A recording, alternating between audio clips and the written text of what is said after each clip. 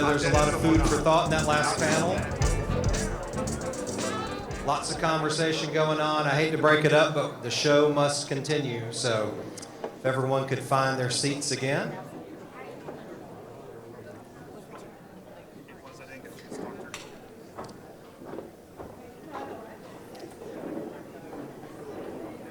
All right, we're ready to begin our next panel. You've all gotten a good foundation set in terms of the data on this issue, in terms of the policy landscape on this issue. Now we want to start diving into some really specific ways that we can start solving things. So this next panel is our Neighborly Innovation panel. Been a lot of references to, we know we need to add housing. We know that people like things the way they are if they're already there. How do you balance those two interests? How do you add new supply without disrupting the neighborhoods that we know and love across our region, our state? And we're going to be talking about that. So I'd like to have the panelists come back out here, and Jessica Gill will be moderating that. Again, reminder, when you have a question, hold it up. We're going to get to as many of those as we can at the end. But now, please join me in welcoming the panel to the stage.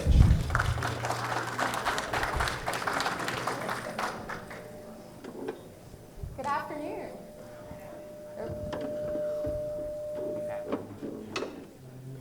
Okay, can everybody hear me? Well, I'm Jessica Gill, and I'm the CEO of Habitat for Humanity of Northwest Metro Atlanta. And I just want to commend the Georgia Public Policy Foundation for convening this today, because these conversations happening over and over again is how we're going to create change. And so I thank them for doing this, and we need to be doing this all over Georgia. As a Habitat for Humanity CEO, and I have many colleagues here who are from Habitat, I think we oftentimes get discouraged. And there are options, and there are solutions. And as the moderator today, I get to talk about some of those, which is really exciting.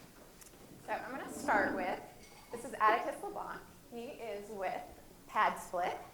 And I'm going to just do a fun fact. If you know the Community Enterprise Foundation, he was part of a challenge where he received funding, and that's how PadSplit started. So I think that's pretty cool. It came from the Enterprise Community Foundation, so that's neat. And this is Mayor Patti Garret, and she has been mayor of the city of Decatur since 2016. And a fun fact about her, she is a health person. She was a dietitian.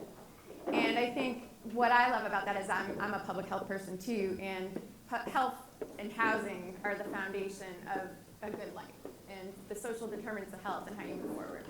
And so thank you for what you did there. And then this is Tobias Peter, and he is with the AEI, which is the American Enterprise Institute.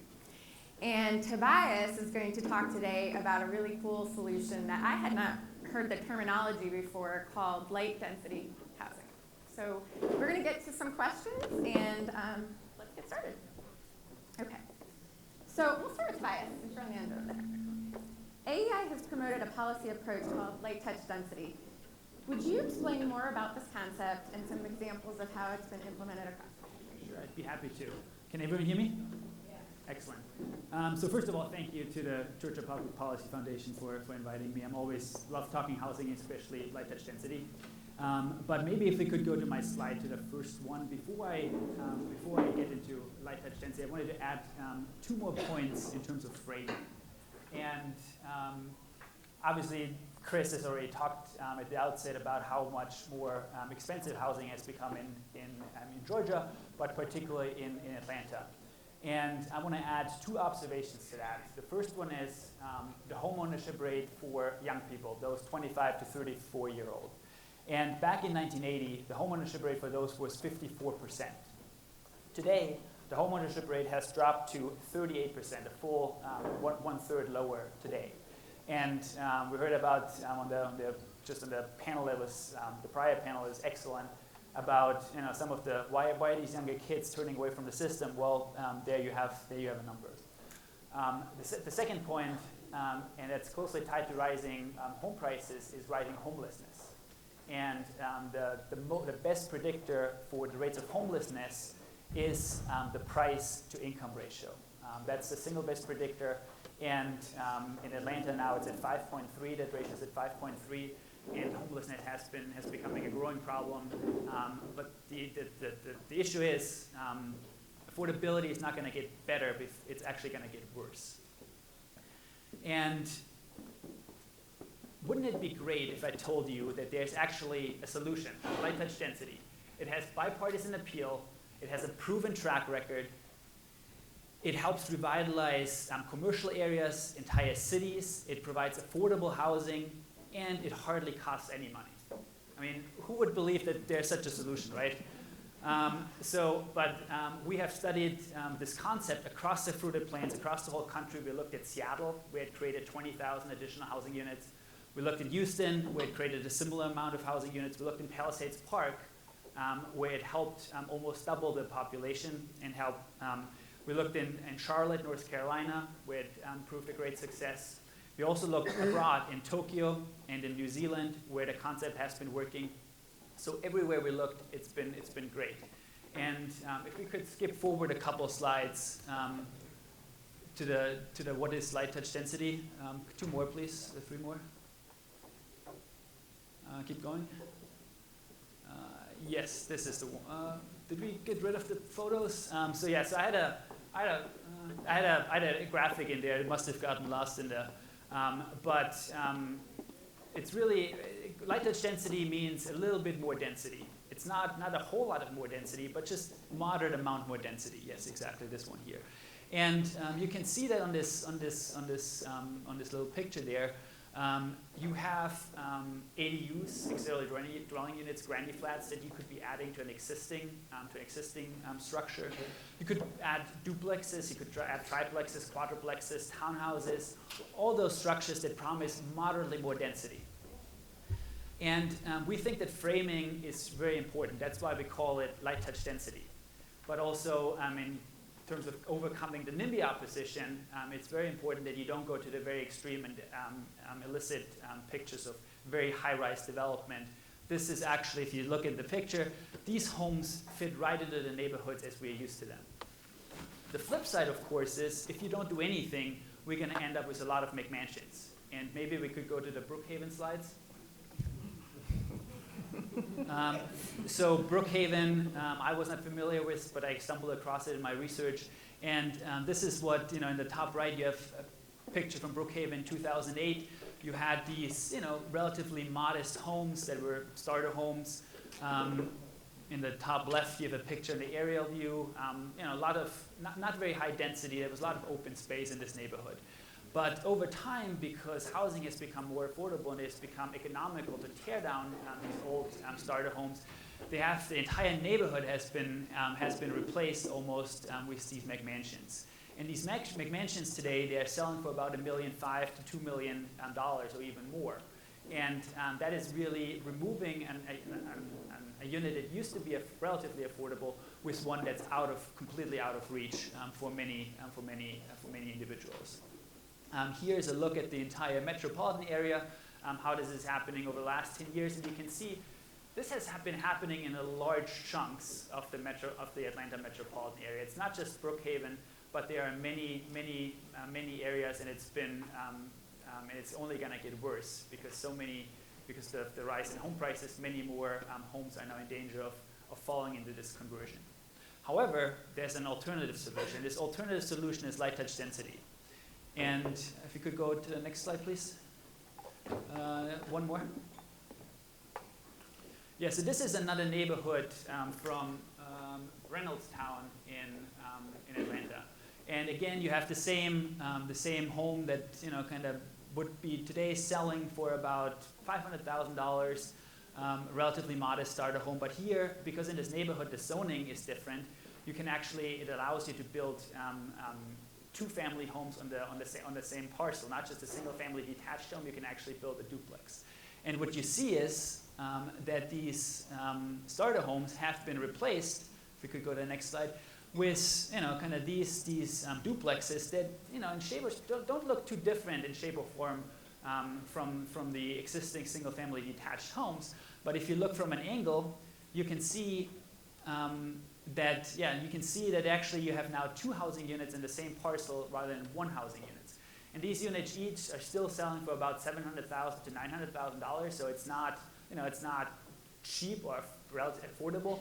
But if you were to allow 3 or 4 units to build in the same parcel, then the price point would drop. And we can show that this is exactly what happens from our work in Seattle, where if you allow slightly more units to be built in the same parcel, the price drops ultimately to the point if you're allowing 4 units to be built on the same parcel, you get the same price point as the housing units that you tear down. So it really helps improve affordability in that sense. Mayor Garret, do you mind talking a little bit about, since you're in the situation where you have to approve zoning and what goes on, and this is really called missing middle housing. That's what we don't have. Can you talk about how you're making it work in Decatur? Sure, I'm happy to. I'll give you a little bit. I think I also have some slides if we, and I want to talk a little bit about some of the things that we have done that led up to our missing middle housing discussion. This is our cottage court project. The city purchased, or the Development Authority purchased about a half-acre land about 6 or 7 years ago, and had charrettes to determine that this would make a great location for these small homes called cottages.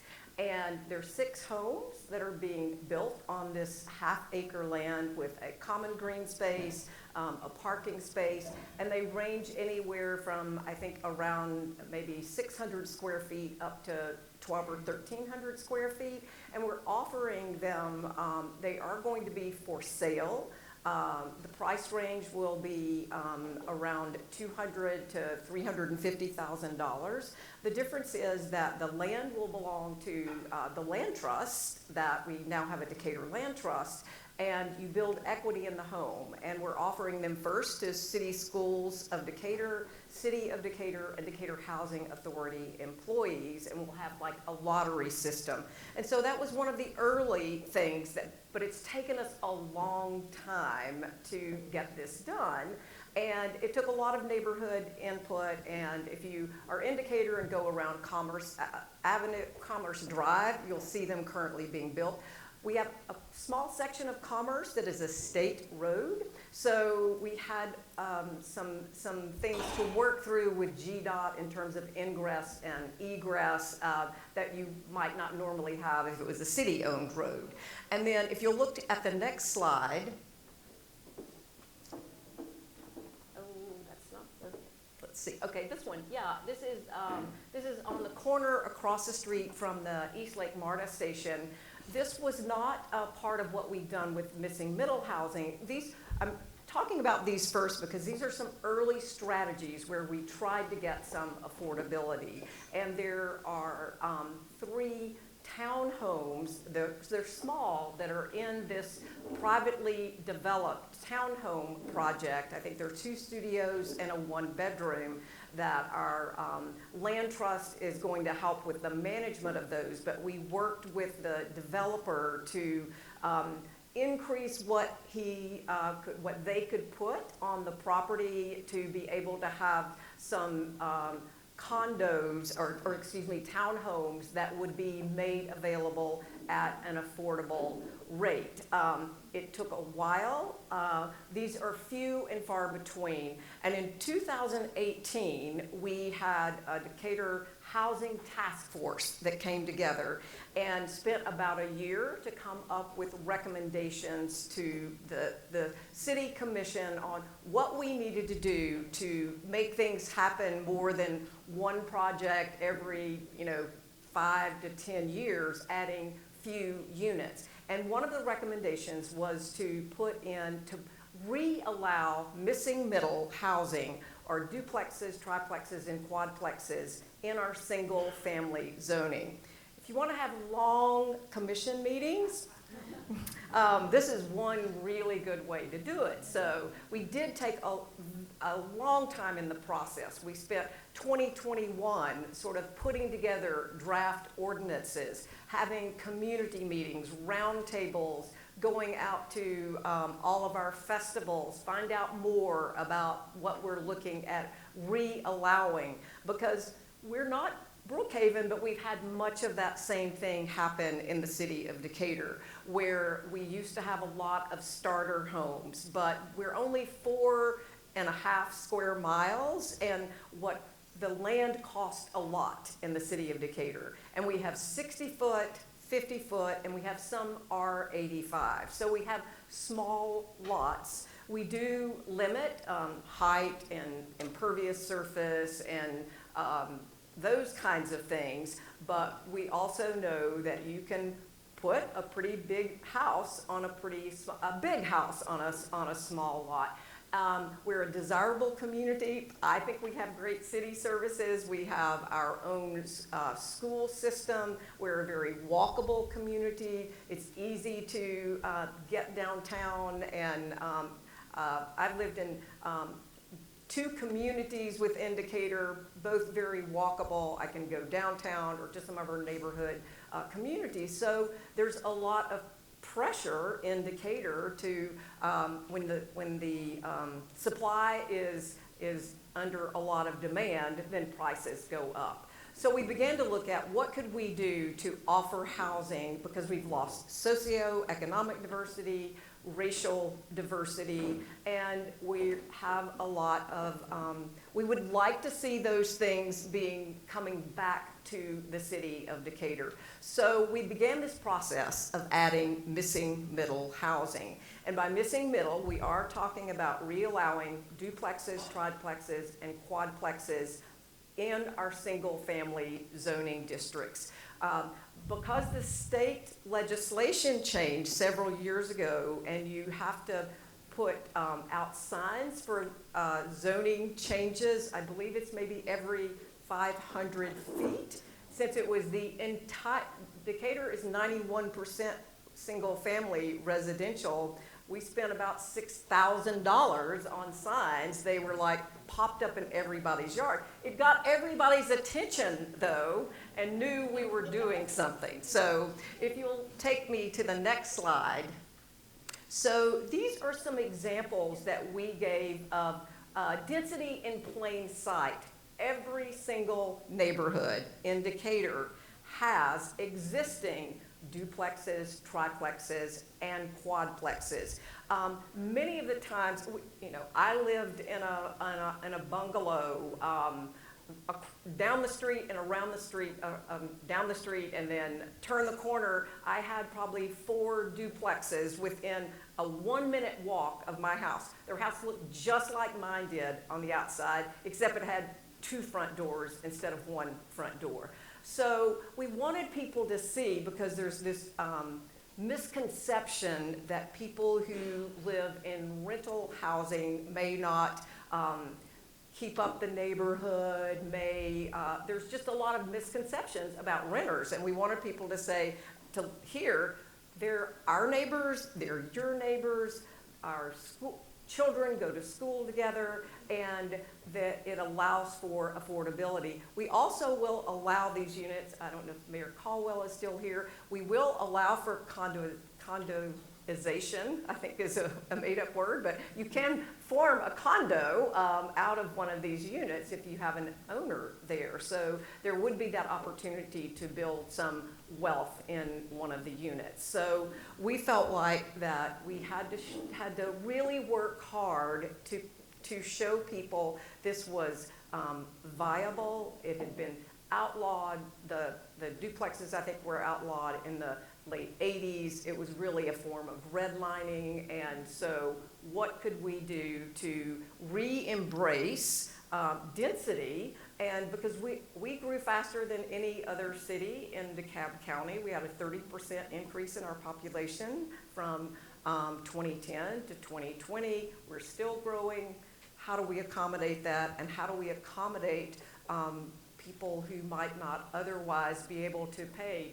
The average home price, I think, in 2021 was $700,000. We're not going to attract a lot of diverse homeowners, and then that impacts the rental market. I'd love to talk a little bit about the naysayers in a minute, but I want to get to Atticus because he has a solution that is, it doesn't require changing the infrastructure. Yeah. It's just a really brilliant way to get around some of the laws that are out there. Yeah, I'm not sure I could have been teed up any better in a discussion of gentle density. Starting with the Enterprise Community Partners grant in 2017, which was $10,000. We are now up to 8,680 affordable units across the United States. We've certainly raised money since then, but zero public dollars. And so we're a technology solution and a platform that effectively allows any community or owner to leverage their existing supply, and in some cases new supply as well, to provide the fastest, most effective solutions to the affordable housing shortage, specifically for low-income earners. And for us, it's about creating supply and access. Quick story, this is Kiosha on the screen. She was one of our members. She was an in-home health aide, and she had 2 daughters. She didn't earn nearly enough to afford a place in the Atlanta metro area for herself and her 2 daughters. So she placed her daughters, aged 11 and 2, with her mom in Valdosta, 3.5 hours away, and would commute on the weekends. And in order to make that work, she was having to live in an extended stay motel, paying $1,200, $1,400 a month for a place. She ended up moving in to a PadSplit home that was fully furnished, all utilities included, Wi-Fi, laundry. She shared that with other residents in the home. She paid about $730 a month for her unit.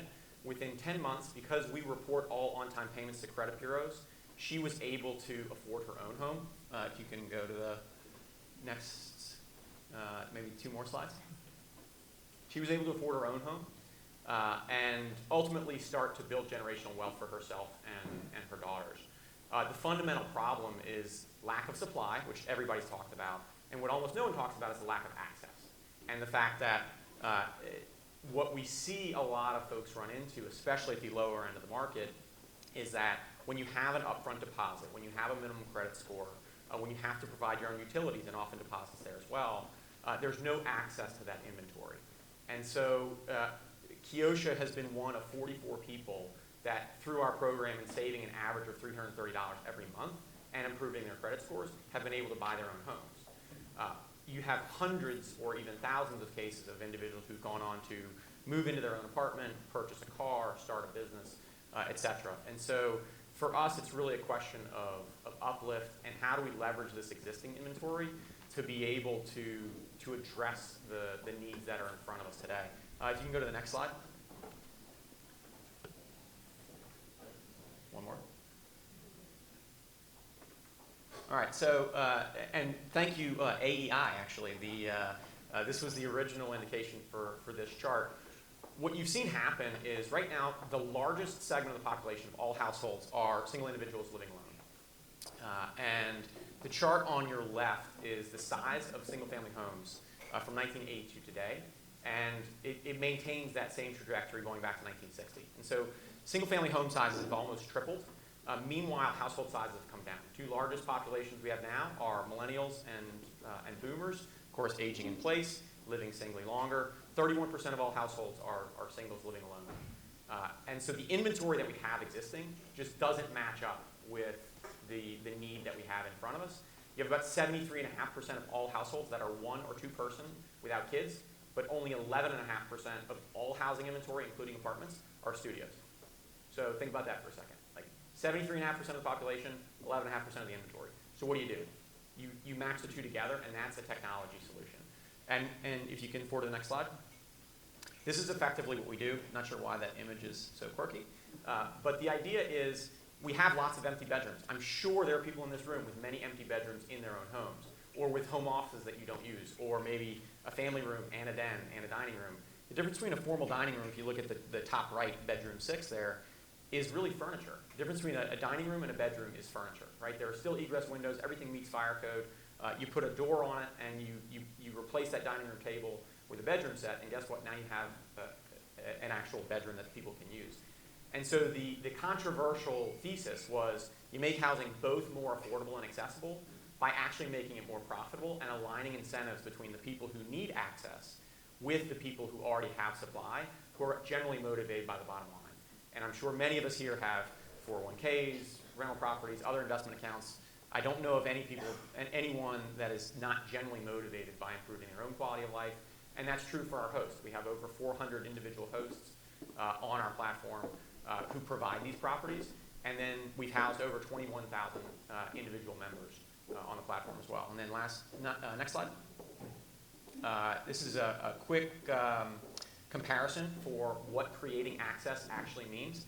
If you look at what the average rent is in Atlanta today, in the metro area, you're talking about north of $55,000 a year in income, just to qualify, just to get in the front door. When I moved to Atlanta in 2002, I was making 30 grand a year. And so I would have absolutely needed PadSplit, and I actually did rent a place off of Craigslist for the first 6 months that I lived here. Next slide. And this is the finale, which is we haven't used any public money. And so with the number of units that we've created, if you take the City of Atlanta Affordable Housing Tracker and the otherwise local subsidy that would have been required to create those same units, we've saved cities over $1 billion just in the units that we've created already that are deeply, deeply affordable, sub $800 a month, that include all utilities and ultimately provide access for this population. And they're saving and contributing back to the economy almost $35 million a year. So I think the question everybody has, because these are all wonderful solutions, but how do we get around the NIMBYism? How do we get around the ordinances? For all of you, I'd love to have each one of you answer that question, because that's what we need to know. Sure. Tobias, why don't you go ahead? Sure. So as I said on the outset, I think framing matters a lot. So light touch density or gentle density is a lot less scary than if you tell people, oh, we're going to change your neighborhoods by putting in high-rise developments. So it's really the middle ground between doing nothing, the status quo, which even may lead to McMansions, or something that most people don't like. So this is the middle ground. But then also I think you can overcome the NIMBYs by building coalitions. And there are a ton of people out there who would be in favor of this. So take, for example, realtors, mortgage bankers, and home builders. All of them, would be, if you put in place light touch density, you could be building more housing, you could be making more mortgages, and you would be selling more homes. So that's a natural ally. You can talk to fiscal conservatives, such as myself, for example, who are very much in favor of this, because rather than building greenfield development, if you do it in areas, if you do infill conversion, it's going to cost you 20% of what it costs you to do greenfield, primarily because all the city infrastructure is already in place. Yes, okay, maybe the garbage truck has to come around one more time, or police, fire, but that's marginal costs. You can talk to environmentalists, all these state-of-the-art new homes that are getting built energy efficient versus all these older homes are leaking energy. You're limiting sprawl. It appeals to the progressives because you're really repealing the zoning laws that were put in place in the 1920s that had the explicit goal of pricing out black Americans, other immigrants that were deemed at the time as undesirable. So you overcome that legacy. So there's a huge variety of people you can target that it appeals to, and also local governments benefit, as the mayor talked about earlier. You have a broader tax base because you have more people living in your town, and he was able to lower the millage rate. We find the same thing in Palisades Park. So those are all great examples that show that you can drive a wedge in the NIMBYs, and if you can peel off enough people and assemble enough people for the YIMBY group, you can move the needle. Yeah, I would say I think there's one part where you build your own coalition, but I think the first part is when you're in a debate, it's most effective to try to build a coalition by aligning around a vision.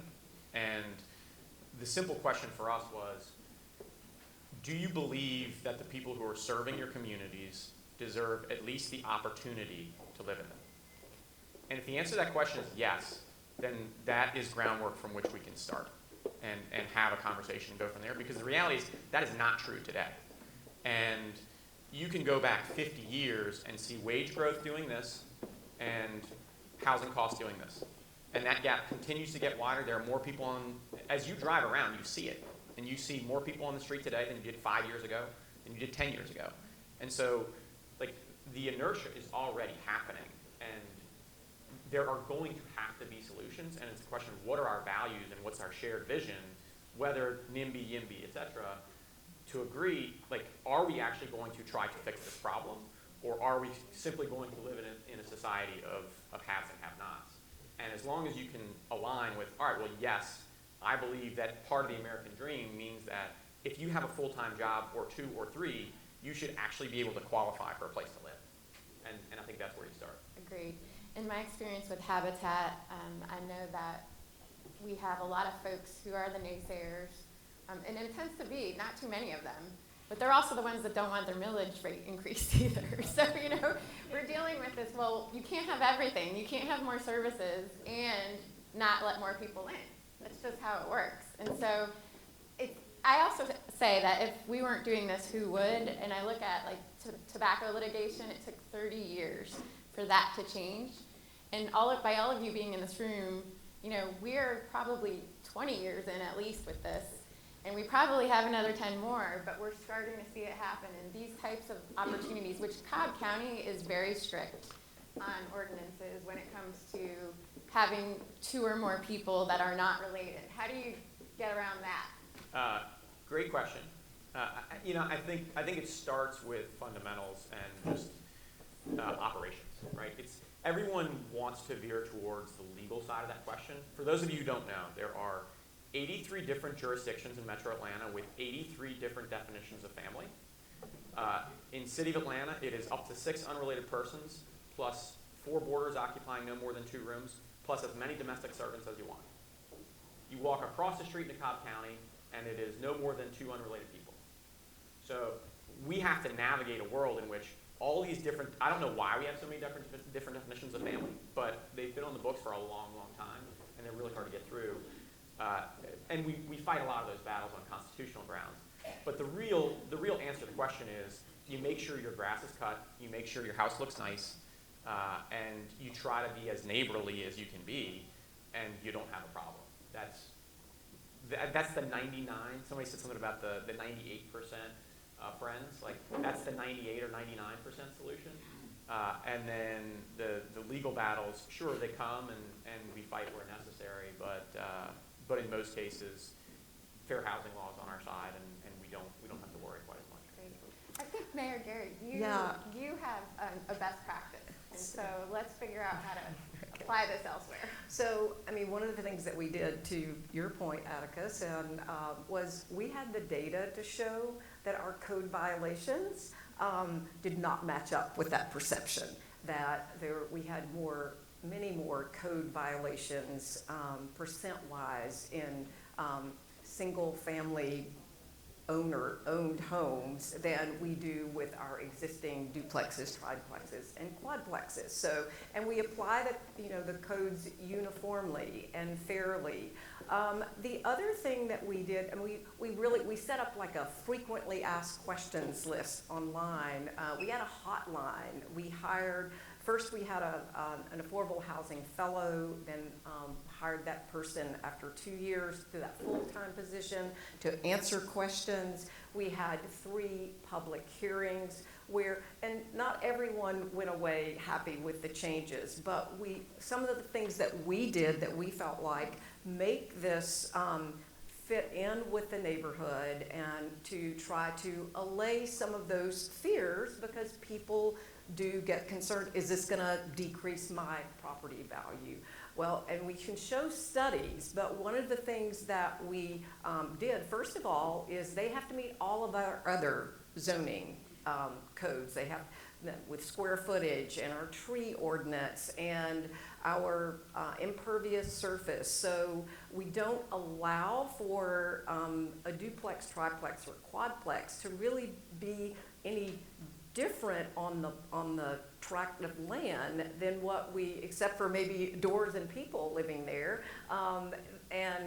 People got concerned about parking. We did go back and amend, before it came to us, the final draft to give some of the parking spaces that we allow on-street parking. We have a lot of houses in Decatur that actually don't have garages, so we already have on-street parking.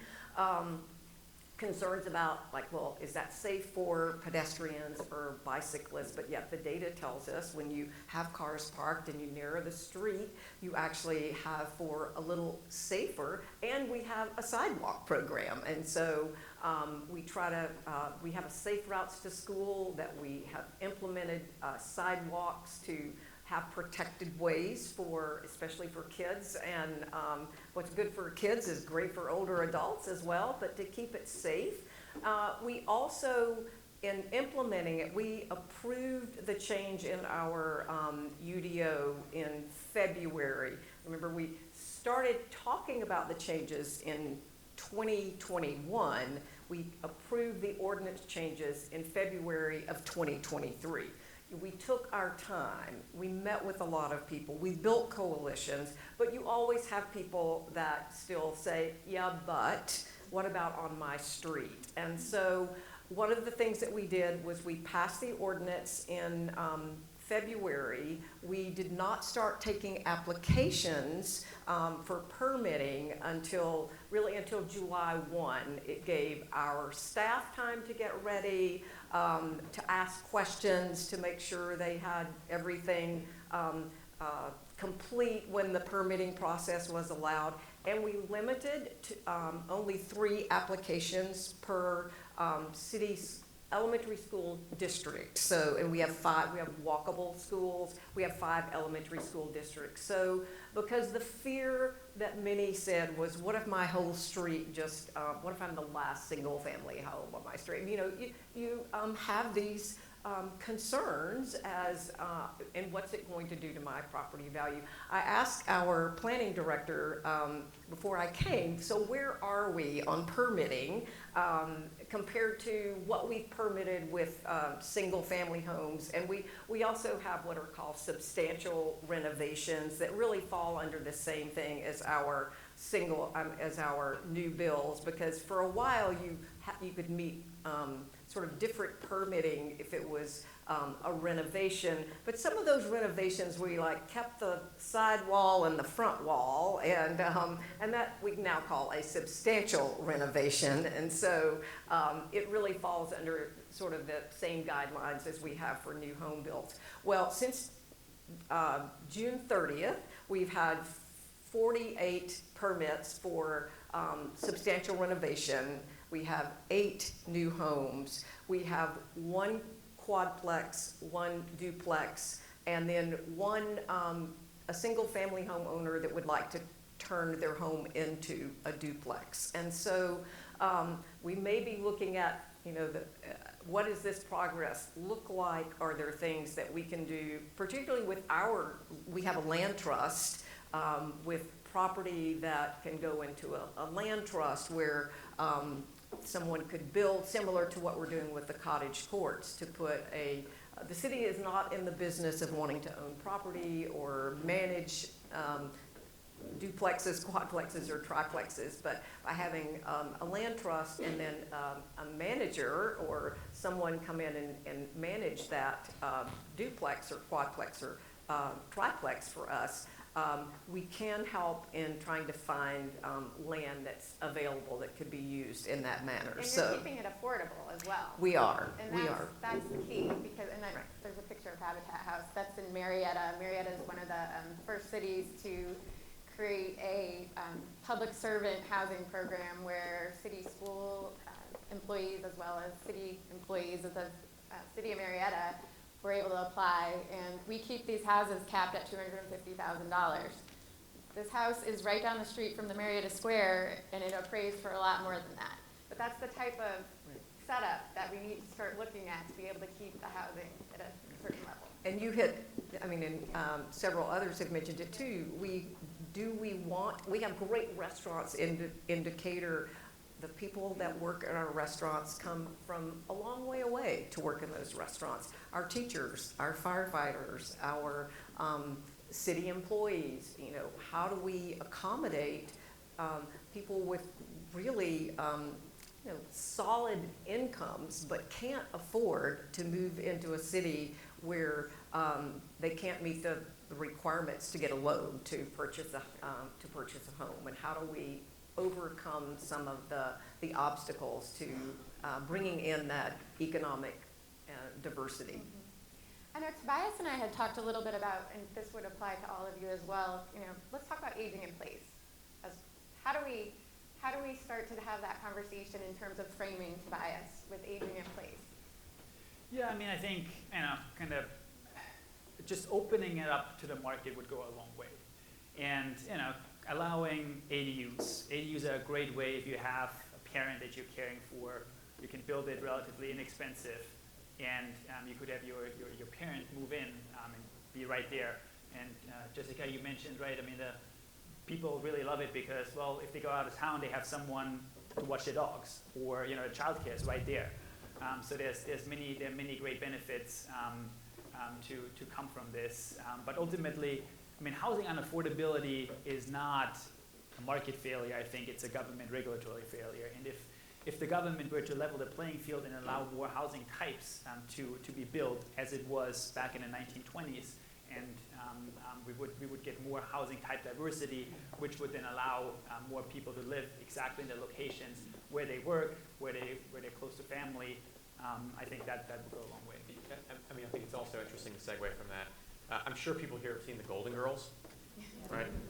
The Golden Girls, talk about aging in place, they would be illegal under code in the majority of jurisdictions in Georgia, right?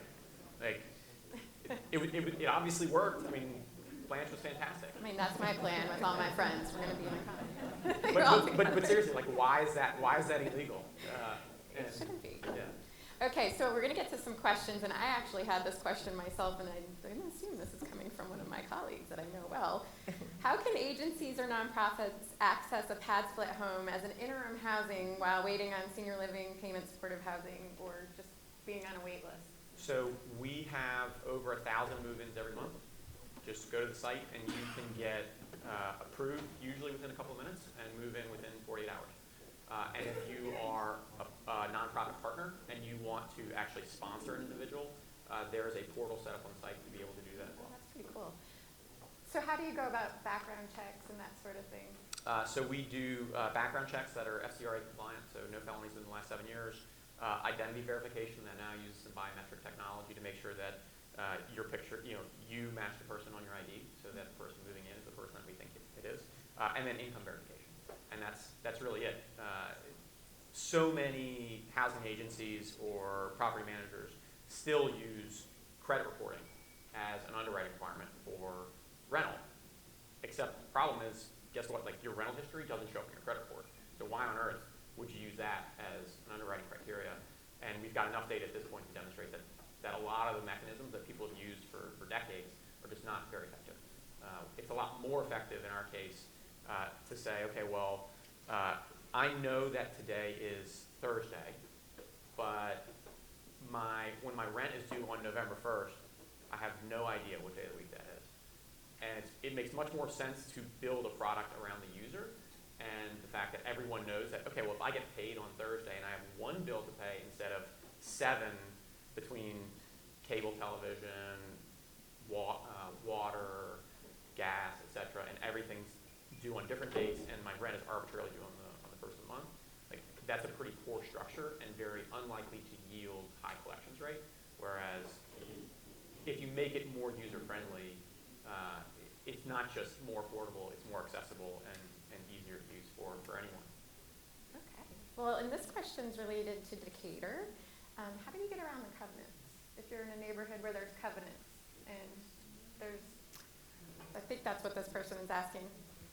So, like a homeowners association or something like that. I mean, our city ordinances apply citywide if it's in a single family neighborhood, then it would apply in any. We have a couple of HOAs that are a single, not a lot. We have more HOAs with condos and things like that. But if it's a single family neighborhood, then our ordinances, like all of our other ordinances, would apply in that single family zoning area. So, Okay. A couple more questions before we have to stop today. Okay, so we're gonna ask the hard questions. This All is a right, good one. let's do it. With for PadSplit. How isn't this a glorified version of Airbnb? So Airbnb is short-term rental, and you pay up front.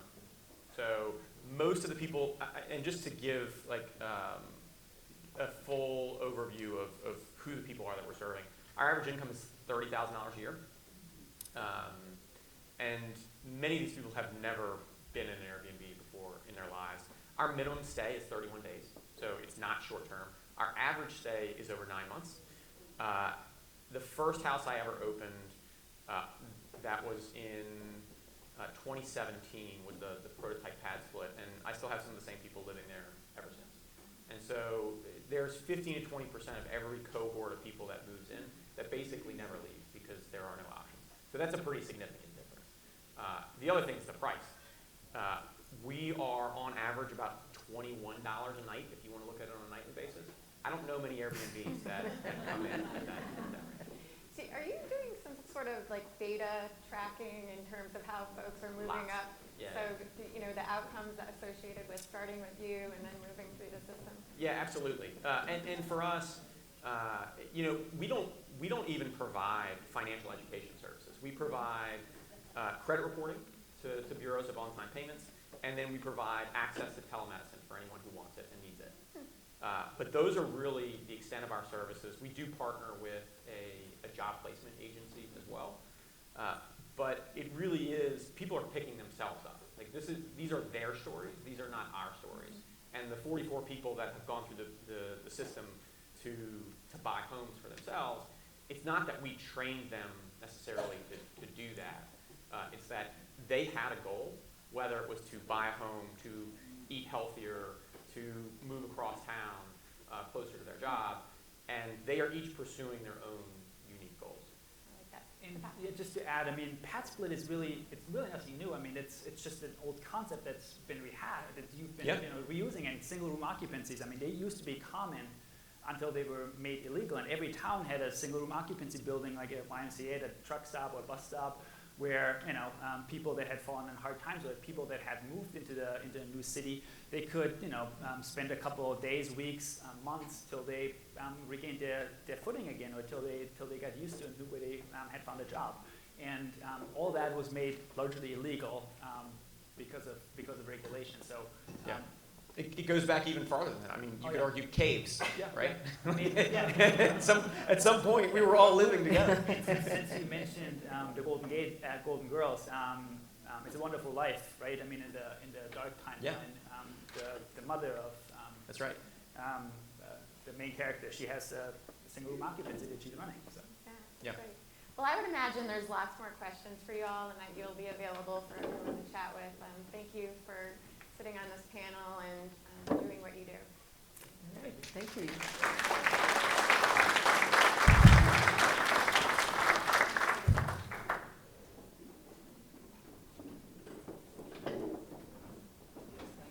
Thank you again to those panelists, and they will be available for a little while afterward. We're going to take another 10-minute break, and we will return with our financial innovation panel.